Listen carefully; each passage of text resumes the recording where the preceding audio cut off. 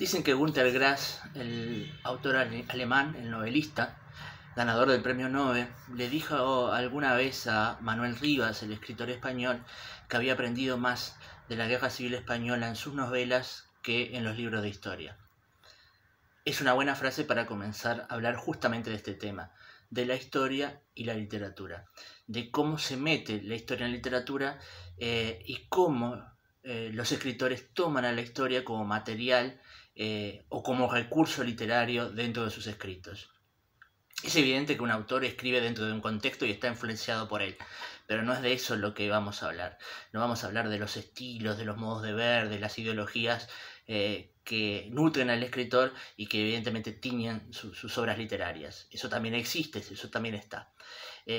Vamos a hablar de otra cosa, de cómo a veces en una novela, en un cuento, se utilizan los conocimientos históricos, se utilizan determinados eventos y personajes históricos. Ahora bien, si bien es cierto lo que dice Günter Grass con respecto a las novelas de Rivas, pero también a las novelas o los cuentos de otros escritores, es cierto que uno de repente aprende sobre determinados hechos o de determinados sucesos a través de una novela o de un cuento. Pero aprende otras cosas además, ¿no? Siempre hay que recordar que la literatura es ficción, es arte y es elaboración del lenguaje. Por lo tanto, no es el primer nivel de lectura, el objetivo que está primero, ¿no? en el primer estante de objetivos de la literatura, enseñar historia. Eso vendrá como una segunda o una tercera consecuencia de la lectura. Hay una moda desde hace mucho tiempo, pero no es un invento de estas épocas, de escribir novelas históricas. Esto es de contar determinados hechos que le suceden a determinados personajes en determinado contexto. Y en esas novelas aparecen personajes históricos, es retratada esa época, evidentemente los autores en mayor o menor medida se documentan para no cometer yerros garrafales, ¿no? Porque si bien esto es ficción, esto es creación artística, se nota cuando un error es garrafal. ¿Qué quiero decir con esto? Bueno, si estoy contando una historia que ocurre en el Imperio Romano, no puede aparecer un Smith & Wesson ahí disparándole a otro personaje. Sería totalmente desafortunado una cosa de ese tipo, ¿no? Por decir un error grosero, ¿no? Después hay otros.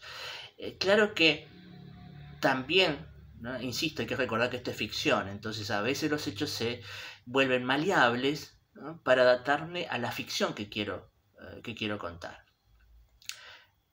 Insisto también en algo que dije anteriormente. Bueno, la segunda o tercera consecuencia de este tipo de historias que usan a la historia con mayúscula como recurso, como contexto, como escenario, el segundo o tercer objetivo o consecuencia de esa lectura es enseñar historia, pero no es la primordial. En este taller ustedes han recibido algunos ejemplos de cuentos, por una cuestión de brevedad, de relatos que manejan o que tratan temas históricos.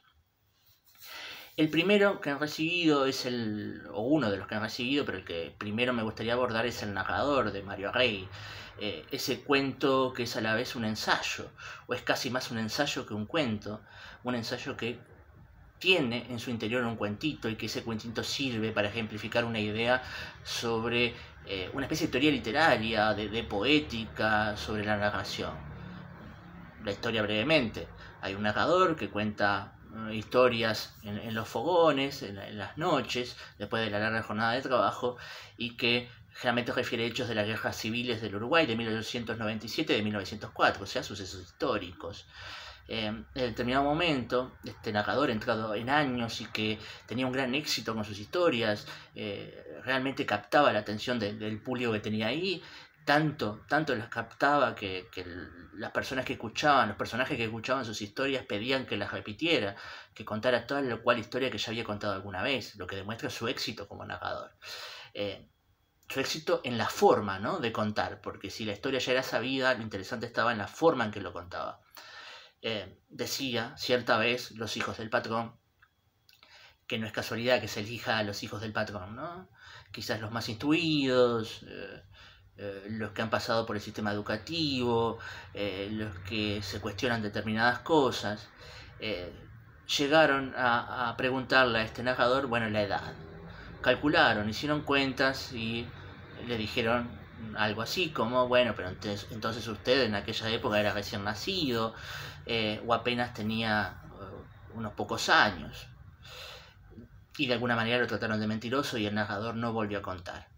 Ahí se rompió el pacto que hay entre escritor, entre creador en este caso, y espectador, ¿no? Hay un pacto. En el pacto de verosimilitud que tantas veces hemos hablado, el narrador debe respetar determinadas reglas de verosimilitud, pero el espectador, el lector, debe estar dispuesto a escuchar algo que sabe que en el fondo tiene mucho de mentira, ¿no? Que es una ficción. Ese pacto fue roto y el narrador dejó de contar historias. Y al final, el narrador de este cuento, no el personaje, sino el que representa a la autora, Mario Rey, dice que aquel narrador podría haber ensayado una especie de defensa, ¿no? Que no es él el que está contando, que a través de él cuentan el paisaje, cuentan sus antepasados, cuentan historias que entraron en su boca hasta por las redondas tetas aindeadas de su madre, dice, ¿no?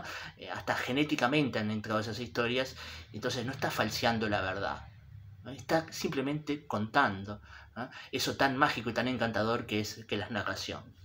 Otro de los ejemplos que han recibido es el relato de Avelino Arredondo, de Jorge Luis Borges, el asesinato del presidente Iriarte Borda, que también ocurre años antes de que Borges naciera, y por lo tanto Borges no fue testigo, ¿no? Llega a él a través de determinadas referencias, por las conexiones que tiene con este país, que tanto tuvo con este país. Avelino Arredondo es el asesino del presidente Iriarte Borda, un personaje sobre el cual se tejen algunos entramados interesantes sobre quién en realidad ordenó el asesinato tal vez de Iriarte Borda. Pero más allá de eso, ¿qué toma Borges? Toma el personaje histórico, toma el magnicidio, pero después se dedica a ficcionalizar, a inventar. Y me gusta cómo termina la historia, para ejemplificar esto, la relación entre historia y literatura. Así habrán ocurrido los hechos, aunque de un modo más complejo. Así puedo soñar que ocurrieron. Esto que doy es una teoría, una hipótesis, un relleno de vacíos a través de la imaginación. No actúa como la historia, con pruebas fehacientes, con entrevistas, con sustento material probatorio de lo que se está afirmando. No, es solo un sueño, un producto de la imaginación, que especula sobre qué pudo haber pasado, sobre quién fue este Avelino Arredondo. Entonces, básicamente, ¿qué tenemos acá? Que la historia puede funcionar como un gran material para que nosotros contemos a su vez relatos, cuentos, ¿no? Hay determinados hechos históricos que tienen un gran vacío, ¿no? Y sobre los que podemos especular, inventar, imaginar, ¿no? Rodeándolo, ¿no? De algunos elementos que nos hagan reconocer de qué época y de qué personajes estamos hablando. Eso por un lado. Por otro lado, me permite la historia un escenario, una especie de ambiente para contar algo. Entonces yo puedo tomar determinados personajes o determinados eventos y ficcionalizar las cosas que no están probadas, las cosas sobre las cuales no ha habido forma de comprobar fehacientemente qué ha sido verdad y qué no. Entonces ahí tenemos un terreno, un vacío, un gran iceberg, como hemos hablado en otras oportunidades con respecto a otras cosas, un gran iceberg que podemos tratar de rellenar y de completar con imaginación. Por otro lado, decía, nos puede servir la historia como un escenario para otro tipo de historias, ¿no? Pienso en algo tan taquillero como la película Titanic, ¿no? Ahí lo que se quiere contar es una historia de amor, ¿no? Una historia de amor clásica, con ese tópico universal de la literatura, que es el amor más allá de la muerte, ¿no? ¿Y qué hicieron los creadores de Titanic? Y bueno, de esa historia, ubicaron lo que querían contar en un evento histórico, ¿no? Ni Jack ni Rose, los protagonistas de esa historia, han existido, no han viajado en el Titanic. El Titanic sí existió, otros personajes que aparecen por ahí, el capitán, ¿no? ¿no? Y alguno más que aparece por ahí son verdaderos, pero la historia que se cuenta, que se ubica en ese escenario, no. Es un escenario propicio para contarlo, ¿no? El gran evento, ¿no? El gran barco que no se podía hundir, bueno, se pudo hundir y en el primer viaje, y sin embargo, ¿no? Una historia de amor se ha mantenido para ser contada, ¿no? Ahí el contraste, el escenario sirven maravillosamente para contar una historia, ¿no? Quería mencionar un caso más antes de terminar este video. Tiene un relato en primera persona muy llamativo de Mario Benedetti que se llama Relevo de pruebas, en que hay un personaje que prácticamente monologa, ¿no? Que va a confesarse con un cura y le cuenta sus pecados a este cura, y intuimos las respuestas del cura, ¿no? Las preguntas, las cosas que le dice, pero no las tenemos a ciencia cierta, no están ahí presentes, porque es un largo monólogo de la protagonista que se nota que responde a preguntas del cura que no están ahí, ¿no? Pero se nota y se percibe también cuáles fueron las preguntas o los aportes que el cura ha dado. En un prólogo, o en unos apuntes a ese cuento, Mario Benedetti dice esto: este relato parte de un dato real. Algunos meses antes de que el gobierno uruguayo acatase, pese a la indignación popular que provocó la medida, el mandato de la OEA y rompiera relaciones diplomáticas con la Cuba revolucionaria, ya la CIA actuaba con toda libertad y con la previsible aquiescencia de las autoridades uruguayas, a fin de entorpecer al máximo la cada vez más ardua labor de la representación cubana. Entre las maniobras que en ese entonces tomaron Estado público figuró un intento de chantaje a un funcionario cubano que tenía a su cargo las claves. Aunque la operación Seducción estuvo al parecer efectivamente a cargo de una linda uruguaya, el objetivo final no pudo ser logrado, ya que el cubano denunció el hecho ante su embajada y hasta celebró una conferencia de prensa en la que dio pormenores del intento de soborno.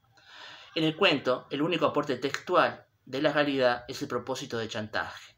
Todo el resto es ficción. A partir de la intervención de la muchacha inventé un personaje más primitivo, seguramente más ingenuo, pero creo también más verosímil, aunque esto suene a paradoja, que el del episodio verdadero. Ahora pienso que tal vez el propósito secreto del cuento, secreto incluso para mí, haya sido demostrar que la sórdida protagonista de la realidad había actuado como excepción y que en cambio la de mi relato, más normal, más rescatable, se correspondía mejor con nuestras debilidades, pero también con nuestras fuerzas. Ojalá, ¿no? Así termina este prólogo Mario Benedetti, ¿no? Él se basó en un hecho real. Y era un hecho ocurrido en los años previos, tan convulsivos, en los años previos a la dictadura.